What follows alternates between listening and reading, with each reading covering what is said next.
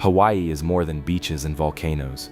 It's a place where the land and the old stories feel alive, from sacred temples built of stone to ghostly warrior processions under the moonlight. The islands are filled with legends that blur the line between history and myth.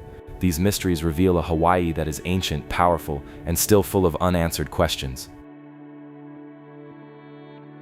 Menehune Legends. When we look at Hawaii today, with its mix of resorts, highways, and bustling neighborhoods, it's hard to picture what the islands were like hundreds of years ago. Back then, the land was quieter, more open, and filled with stories passed down by word of mouth. Among these stories, none stand out more than the legends of the Menehune. These mysterious little people, often described as shy but incredibly skilled builders, hold a special place in Hawaiian folklore. Their tale isn't just about magic, it's about an old memory, maybe even a hint of a forgotten people who lived here long before the world we know. The Menehune are often described as being small in size, no taller than 3 feet, but strong, quick, and clever. They weren't like the spirits or gods that also fill Hawaiian mythology. Instead, they were thought to be real beings, living deep in the forests and valleys, away from human eyes. Some say they lived in hidden villages, working together at night to build things too impressive for ordinary people to accomplish. The most famous part of their legend is that if a project wasn't finished before the sun rose, the Menehune would abandon it, leaving behind half-built walls or ponds. That detail alone has fueled curiosity, because in Hawaii there really are old stone structures and fish ponds that seem to appear out of nowhere, their origins uncertain. One of the best-known examples is the Menehune fish pond on Kauai, sometimes called Alakoko. Local tradition says the Menehune built it in a single night, carrying stones from miles away and stacking them into perfectly fitted walls. Today you can still see this massive pond, stretching across a wide space with walls several feet thick. When you stand there, it's easy to imagine how overwhelming the work would have been for any small group of people, especially without metal tools or machines. That's what keeps the mystery alive. Was it really the Menehune who did it, or was the story created later to explain something so remarkable? The idea of the Menehune isn't just tied to a single fish pond. On different islands, there are stories of stone walls, ditches, and temples credited to them. For instance, certain trails that cut through rough terrain are said to have been cleared by Menehune so people could cross more easily. In another tale, a chief demanded a water ditch to irrigate his taro fields. The Menehune supposedly formed a human chain, passing stones hand to hand over many miles until the job was done before sunrise. These stories all share the same pattern: extraordinary feats done in secret and always under the cover of night. But who were the Menehune really? Some believe they were never real, only a myth created to entertain or teach lessons. Others think the legends may point back to early settlers who came to Hawaii before the main Polynesian migrations. These early people could have been smaller in stature and later pushed into remote valleys when larger groups arrived. Over time, their memory may have turned into the legends of the Menehune, exaggerating their size and abilities until they became magical. This idea isn't proven, but it's not impossible either. Folklore often grows from some seed of truth. For Hawaiians, the Menehune also represent something more than builders. They symbolize the unseen forces of the islands, the mysteries in the land itself, the deep valleys, the misty mountains, the forests that seem to whisper. All of these places are tied to the Menehune. People once believed that if you wandered too far into the wild, you might stumble across them, though they would likely vanish before you could get too close. Some even say the Menehune could be mischievous, playing tricks or hiding things, though not in a harmful way. Visiting sites tied to the Menehune today gives a mix of feelings. The fish pond on Kauai, for example, is a protected historic site. On the positive side, it's been preserved, and you can stand near it and take in the beauty of something that has lasted centuries. The walls are still solid, and the pond is still connected to the tides, a sign of clever engineering. On the negative side, though, access is limited, and the area around it has been touched by modern development. Roads and buildings now sit not far away, and the quiet that once surrounded it has faded. It's still impressive, but it doesn't carry the same sense of mystery it probably had when it sat alone in untouched land. Some other Menehune sites don't have the same protection. Rock structures hidden in valleys sometimes get overgrown with plants, forgotten or ignored. Others may have been damaged by construction or left to crumble. That's one of the challenges with legends. They can make a place feel important in memory, but without care, the physical evidence can disappear. When I think about the Menehune, I find myself caught between two sides. On one hand, I love the idea that they might have been real, a lost people whose stories turned into myths. There's something haunting about the thought of small, secretive builders leaving their mark on the land, their presence hidden in the stones we still see. On the other hand, it's also possible that the Menehune are purely legend, a way of giving wonder and meaning to impressive works of engineering. Either way, I don't feel disappointed. Whether they existed in flesh and blood or only in the imagination, they show how people in the past tried to explain the world around them. For me, that's just as powerful. Walking near the Menehune fish pond today, you feel a mix of the old and the new. The stone walls rise above the water, strong after hundreds of years, and you can see birds flying overhead while the water ripples below. But you also hear cars on the road nearby, and houses aren't far away. The balance between preserving the past and living in the present is always visible. It makes you realize how fragile stories can be, how easily mystery can be buried under modern life. Yet, despite all the changes, the Menehune remain part of Hawaii's identity. Tour guides still tell their stories, children still hear about them in school, and visitors still stop to wonder if perhaps, just perhaps, something small and unseen still lingers in the valleys at night. The legend may have shifted from belief to folklore, but it hasn't disappeared. In the end, the Menehune stand as a reminder that Hawaii isn't just beaches and vacations. It's a place where the past still whispers, where stones and stories hold secrets that aren't fully solved. Maybe they were real, maybe not. But as long as the fish pond walls stand and the tales are told, the Menehune live on in a way that's just as enduring as stone. Present-day conditions at the sites connected to the Menehune reflect this mixture of care and challenge. Some, like the fish pond at Alakoko, are preserved and still awe visitors with their structure. They give a positive glimpse of the past and show what careful preservation can achieve. Others, though, are hidden or neglected, overshadowed by modern growth. My neutral view is that while we may never know the truth of the Menehune, the effort to protect these sites is worth it. They connect us to the mystery, whether it's real history or legend, and that connection is what makes Hawaii's culture so unique.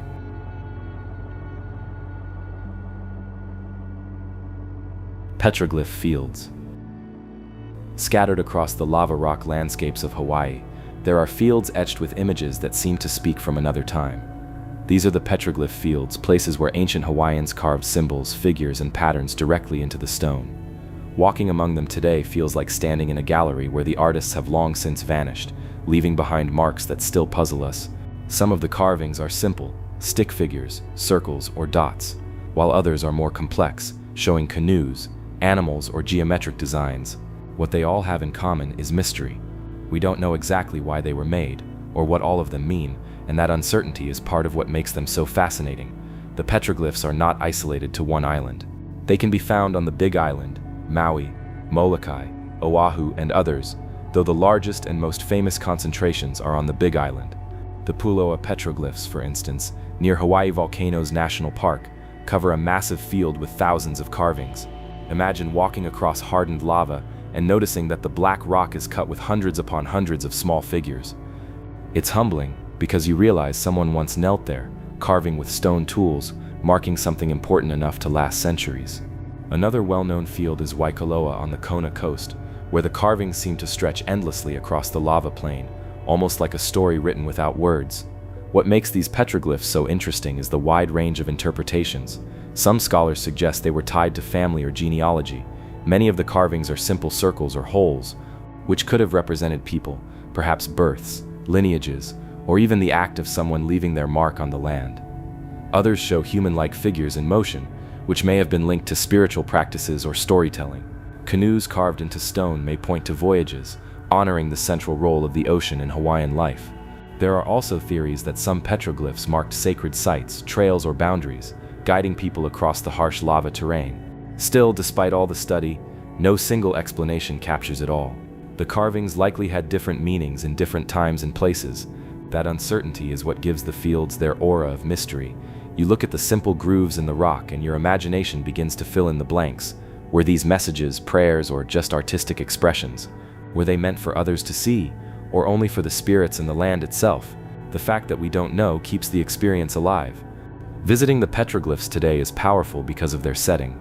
Most are not in lush green valleys, but in harsh lava plains, places where the sun beats down and the ground crunches beneath your feet. The carvings appear suddenly, sometimes shallow and weathered, sometimes sharp and clear, depending on how the rock has aged. In places like Puʻuhonua, paths wind through the fields so visitors can see them without stepping directly on the fragile images. That balance between protecting the carvings and allowing people to experience them shows both the positive and negative side of preservation. On the positive side, many of the fields are now protected as historic sites, which means they won't be bulldozed for development or forgotten under new construction. Signs and pathways help guide visitors, giving context while keeping people from damaging the stones. Seeing them in person brings the past into focus in a way that photos never can. On the negative side, some carvings are already worn down, their edges fading from centuries of wind, rain, and even human contact. Tourists once walked across them freely, leaving footprints, and sometimes people even carved new marks over the old ones, not realizing the damage. That loss can't be undone, and it shows how fragile these connections to the past really are. There's also the challenge of interpretation. While many people are fascinated by the carvings, there's a tendency for outsiders to project their own ideas onto them, calling them messages or codes when they might have had very different cultural meanings. That kind of guessing can blur the original context. At the same time, some Hawaiians feel a deep connection to the petroglyphs as part of their heritage. For them, it isn't just about mystery, it's about respect, about understanding that these symbols hold spiritual weight even if their exact meanings are no longer fully known. Personally, I find the Petroglyph Fields to be some of the most moving places in Hawaii. Unlike temples or heiau, which are large and obvious, petroglyphs feel quiet and personal. Each carving could represent an individual moment, an act of expression by someone whose name we'll never know. Standing there, you can almost picture families gathered, marking a birth, or honoring an event. At the same time, I try to keep a neutral perspective. While I'm drawn to the idea of deep symbolic meaning, I also accept that some carvings may have been simple, everyday marks without grand intent. To me, that mix makes them even more human. Some meaningful, some casual, but all part of life. Another striking thing is how well the petroglyphs blend with the land itself. They're not separate monuments, not built up or towering. Instead, they're etched into the same lava that makes up the islands, as if the people were writing directly into the skin of the earth. That choice feels intentional, like an acknowledgement of the land as living and sacred. When you see them in sunlight, the carvings cast small shadows that bring the figures into relief. At sunset, the light softens and the petroglyphs seem to fade, reminding you how tied they are to natural cycles. Today, the experience of visiting depends on where you go. At Puʻuhonua, wooden boardwalks protect the carvings, allowing you to walk above them and look down. It's organized, accessible, and clearly marked. A positive for preservation, but also a bit limiting, since you can't wander freely. At Waikoloa, you can still walk closer to the stones, but that freedom comes with the risk of people not treating the site carefully. Some smaller fields on less visited islands are overgrown or little known, which keeps them safe from crowds but also means they might fade into obscurity. The present situation, then, is a mix. The petroglyphs are better protected now than they once were, with awareness growing about their importance. That's a good sign for the future, because it means fewer will be lost to carelessness, yet they remain vulnerable to time and nature. Lava rock erodes, and once a carving is gone, it can't be replaced. Development is always a concern too. Hawaii is constantly growing, and protecting cultural sites often competes with building roads, homes, or resorts. In my view, the petroglyphs remind us how thin the line is between the past and the present. They are fragile, simple marks, yet they've outlasted countless generations. To me, their mystery isn't just about what they mean, but about how they make you feel when you stand among them, aware that someone long ago stood in the same spot, carving into the same stone. That sense of shared space across time is rare, and it's worth preserving, even if we never solve all the mysteries. Right now, if you visit the Petroglyph Fields, you'll find both positives and negatives. You'll see pathways and signs that guide you respectfully through the ancient art. You'll feel the heat of the lava fields, the crunch underfoot, and the silence that lets you focus on the carvings. But you'll also notice how some carvings are faint, fading away, or surrounded by signs warning not to step too close. It's a reminder that the past can survive only if we balance curiosity with care. The mystery of the petroglyphs continues, not just because we don't fully understand them, but because they've managed to remain visible, still whispering across centuries in the rough lava fields of Hawaii. Hōnaunau. On the western coast of the Big Island, where black lava meets turquoise water, lies one of the most remarkable and mysterious places in Hawaii. Hōnaunau, known as the place of refuge, it was once a sacred sanctuary for those who had broken the rigid laws of ancient Hawaii, known as kapu. These laws govern nearly every part of daily life, from who could eat certain foods to where commoners could walk. Breaking kapu was considered a serious offense, often punishable by death. Yet Puʻuhonua offered a second chance. If someone could escape their pursuers and reach its walls, they would be spared. It was a place of forgiveness and transformation, and today its ruins still carry an air of deep spiritual weight. The setting itself feels powerful. The site sits on a lava shelf at the edge of Hōnaunau Bay, with the Pacific stretching wide beyond it. Towering palm trees sway over ancient stone walls, and carved wooden images of Hawaiian gods called ki stand watch along the shoreline. Even before you know the history, just standing there gives you a sense that this ground is different, touched by something more than time. In ancient Hawaii, the kapu system wasn't just about rules, it was the structure that held society together. It dictated how people lived, ate, worked, and worshipped. Chiefs held divine power, believed to be descended from the gods, and kapu reinforced that authority. But it was a harsh system. Something as small as walking in the shadow of a chief, or eating the wrong food if you were a woman, could mean death. That's what made Puʻuhonua so extraordinary. It stood as a balance, a place where mercy outweighed punishment. When someone broke kapu, they had only one chance to flee. Warriors and guards would often pursue them, but if they managed to reach the sanctuary, they were safe. Within the walls, priests would perform rituals of absolution, cleansing the person of their offense. Afterward, they could return to their lives, free of punishment. For warriors, Puʻuhonua also offered refuge during times of battle. If the fighting turned against them, laying down arms and reaching this sacred ground meant safety. In a world ruled by strict laws and powerful chiefs, Puʻuhonua was a rare promise of hope. The physical structure adds to the mystery. The Great Wall of Puʻuhonua, still standing today, is an immense lava rock barrier about 10 feet high and hundreds of feet long. Built without mortar, it's a reminder of the skill and strength of ancient Hawaiian builders. Within its boundaries were temples, royal grounds, and sacred burial places for chiefs. The bones of high-ranking alae, or chiefs, were once interred here, believed to infuse the sanctuary with protective spiritual power. That connection between life, death, and forgiveness gave the site its deep mana, or spiritual energy. One of the striking features you'll see today are the carved wooden key figures that guard the heiau, a reconstructed temple. Their fierce expressions and towering forms stand against the backdrop of sea and sky, giving the place an almost otherworldly feel. While the kiwa you see are modern recreations, they are based on traditional styles, keeping alive the sense of awe they must have inspired centuries ago. Looking at them, you can imagine approaching the sanctuary in desperation, chased by warriors, and finally collapsing in safety beneath those watchful guardians. The mystery of Puʻuhonua isn't only in its rituals, but also in how it balanced such extremes: strict laws outside, mercy within. It makes you wonder how people felt as they ran toward it. Was it desperation, faith, or both? And what must it have been like to step across the threshold, knowing that your life had been spared? We don't have detailed records from those who lived it, but the stones seem to hold that tension, as though they still remember.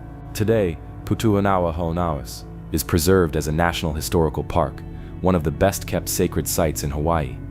This is a positive, because it allows visitors to experience the place respectfully and learn its history. The stone walls are intact, the temples reconstructed with care, and the grounds maintained in a way that honors their past.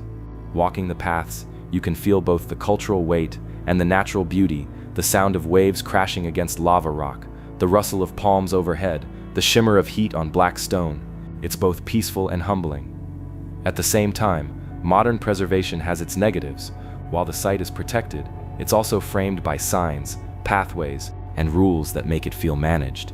For some visitors, this takes away from the rawness of the mystery, turning it into more of a museum than a living sacred space.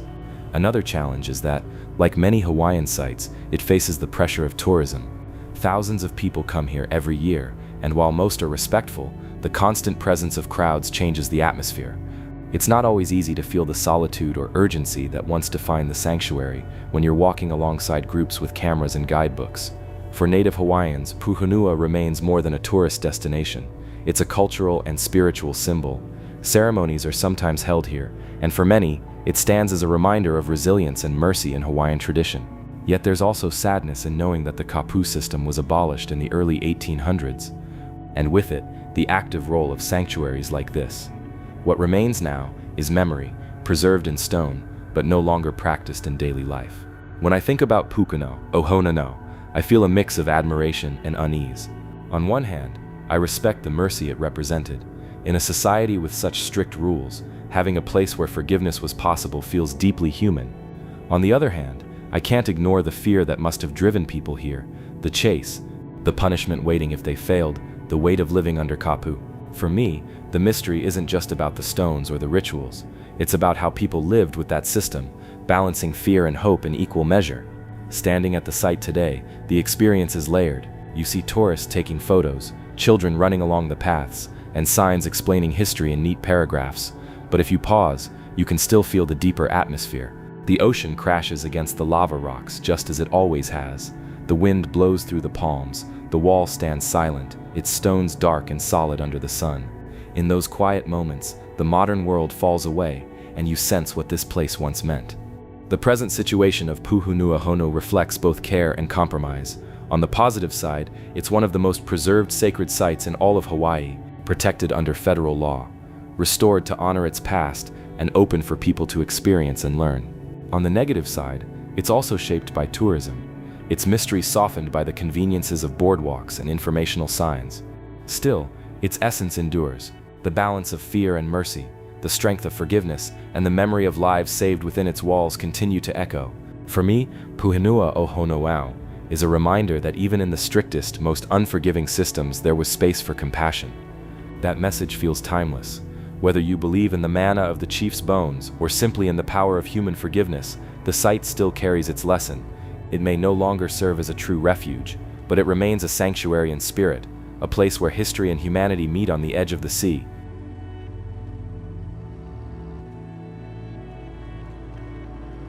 Volcano goddess Pele. If there is one figure who embodies the spirit of Hawaii more than any other, it is Pele, the goddess of fire, lightning, and volcanoes. Her presence is woven into the land itself, shaping the islands with her eruptions and her unrelenting energy. Pele is not just a character in mythology. She is seen as alive, a force you can feel when standing near the lava flows or hearing the thunderous rumble of the earth beneath your feet. For centuries, Hawaiians have treated her with respect and awe, believing she has the power to create and destroy in equal measure. Her story is not simply one of myth, but of deep connection between people and nature. According to legend, Piri was born far across the sea, in a mystical place called Kahiki, often described as the homeland of many Polynesian peoples. She was one of many children of Haumea, the goddess of fertility, and Kain Malohai, a powerful god. From the start, Piri was known for her fiery nature. Some stories say she quarreled with her siblings, especially her sister Namakauaka, the goddess of the sea. After one of these conflicts, Piri fled across the Pacific, traveling in a canoe until she found her way to the Hawaiian Islands. Wherever she stopped, she tried to dig her home into the earth, but Namakauaka chased her away with floods and waves. It wasn't until Piri reached the big island of Hawaii that she finally found a place strong enough to hold her Kilauea. The great volcano became her dwelling. The battles between Piri and her sister are said to explain the powerful clash of fire and water seen in Hawaii.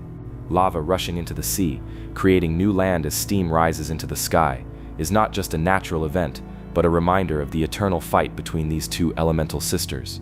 For Hawaiians, these stories gave meaning to the dramatic, sometimes terrifying forces of nature that shaped their islands. Piri is also remembered in countless encounters with people. She is said to walk the earth in human form, appearing as a tall, beautiful woman with flowing hair, or sometimes as an old, fragile woman in need of help. Those who treated her with kindness were rewarded with safety and blessings. Those who ignored her or showed disrespect often met disaster. These tales carried a simple lesson: show respect not only to strangers, but also to the land itself, because you never know when Piri watching. One of the most famous beliefs tied to Piri is the idea that taking lava rocks from Hawaii will bring bad luck. Tourists often hear this warning, and while some dismiss it as superstition, countless stories exist of people mailing rocks back to Hawaii after claiming their lives fell apart. Broken relationships, accidents, and financial trouble are just a few of the troubles people say followed them after removing a piece of Piri's land.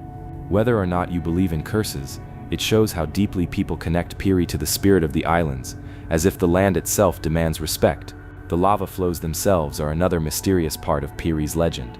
Kilauea has erupted many times in recorded history, sometimes threatening homes and communities, other times creating new ground where once there was only sea. Watching molten rock roll forward like a living creature is unforgettable. It moves slowly, yet nothing can stop it.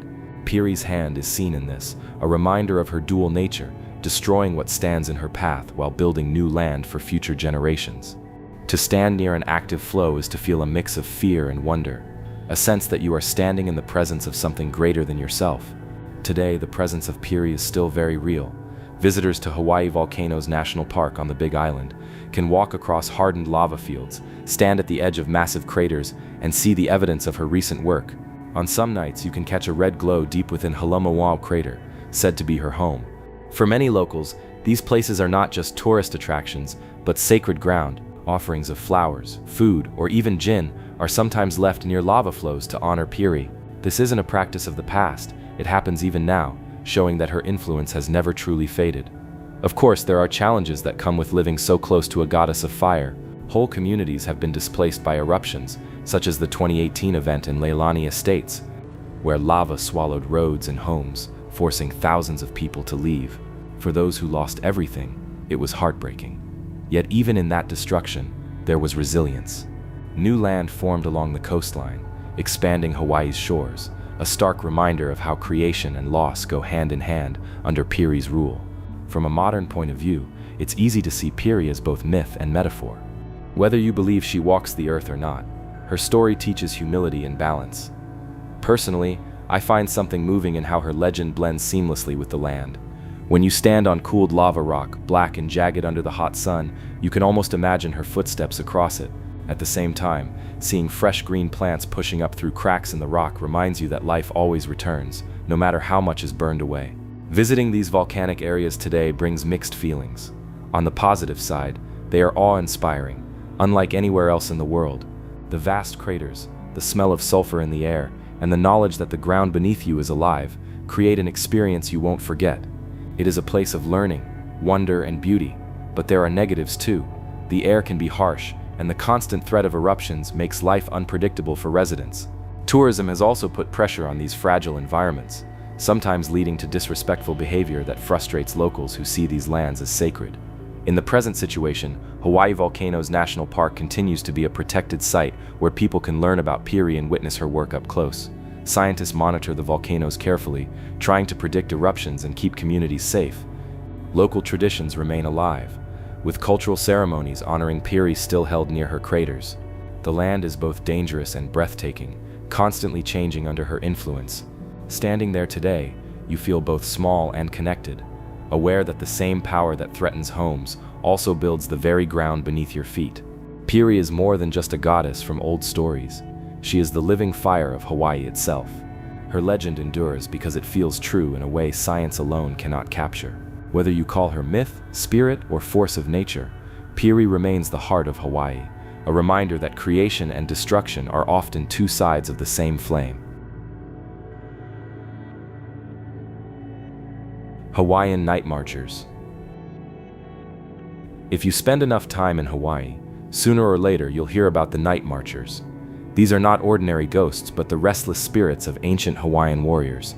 Their processions are said to move through valleys, along ridges, and even across modern neighborhoods, especially at night when the moon is bright. Locals say you don't just see them, you feel them before they arrive. The sound of distant drums, the faint notes of conch shells, and a heavy, pressing energy in the air are the signs that the Night Marchers are near. The legend tells us that the Night Marchers were once the royal guards and warriors of Hawaiian chiefs. In life, their duty was to protect the alii, or high-ranking chiefs, who were considered sacred. When these chiefs moved, it was with strict ceremony. No one was allowed to look upon them without permission, and breaking that rule could cost you your life. The Night Marchers are said to still follow those old rules, even in death. Their spectral processions are not random. They are reenactments of ancient journeys, moving along sacred paths that once carried the alii from place to place. The descriptions of them are chilling. Witnesses say the warriors carry torches that flicker in the dark, and their chants and drum beats echo as they pass. Some claim to have seen them in full battle armor with spears, clubs, and helmets gleaming. Others describe a misty line of figures that glows faintly, more suggestion than form, yet unmistakably real. Dogs are said to howl before they appear, and the air itself seems to grow heavy, making it hard to breathe. One of the most repeated warnings is never to look directly at the Night Marchers if you see them. According to tradition, to meet their gaze is to invite disaster. If you happen to be caught in their path, the only safe thing to do is lie face down on the ground and stay as still as possible. This act is seen as a sign of respect, just as it was in ancient times when commoners had to bow low in the presence of powerful chiefs. In some versions of the legend, people with ancestral ties to the night marchers might be spared, protected by family connections stretching back to those warrior lines. Stories of encounters continue even in modern times. People living near old trails or valleys have reported seeing lines of torches moving silently in the distance, only to vanish without a trace. Others swear they've heard the drumming at night, coming from nowhere and fading before they could find the source. There are tales of construction crews halting projects after workers claim to see or hear them. Some homeowners in places like Oahu and the Big Island say their dogs refuse to go outside during certain nights, barking nervously at empty yards. The idea that these spirits still march is connected to Hawaii's deep respect for ancestry and tradition. For Hawaiians, the dead are not gone but remain close, part of the living world. The night marchers are not evil in the sense of demons or monsters. They are guardians still carrying out their duties. Their presence is frightening, but it's also a reminder of the power and dignity of the past. Visiting areas tied to the night marchers today can bring a strange mix of feelings. Some of the paths they are said to travel run through valleys like Nuanu on Oahu, a place rich in history where great battles once took place. Other marches are linked to coastal areas or sacred sites where heiau once lived. Tourists often walk these trails during the day without realizing the stories tied to them. By night, however, locals are more cautious, often avoiding certain spots when the moon is full.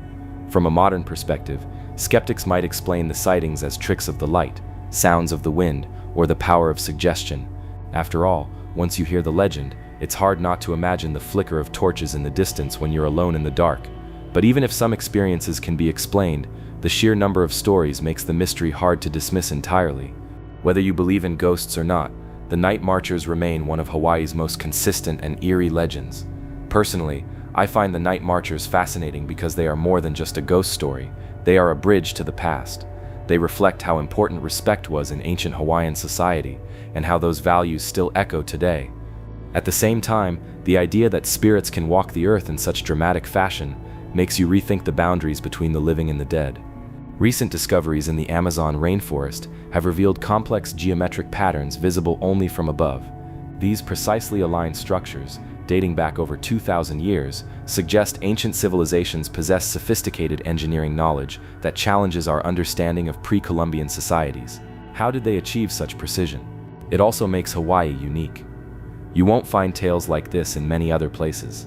On the negative side, the stories can cause real fear. Some residents avoid building or living near areas tied to the night marchers. Tourism sometimes exploits the legend in ways that feel shallow, turning sacred traditions into entertainment. And for people who truly believe, encounters with the night marchers can be deeply unsettling, leaving them anxious about their safety and their families.